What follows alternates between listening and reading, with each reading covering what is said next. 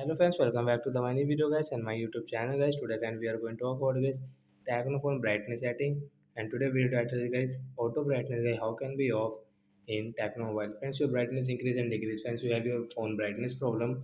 So how can we stop this brightness automatic increase and decrease setting? Today friends, I will show you, I will tell you guys. So when we call it auto brightness, and friends, now let's see how can we turn off auto brightness. Open your phone setting guys. After on phone setting, I scroll it friends. You can list out setting friends. Click on phone display and brightness setting. Tap on display and brightness.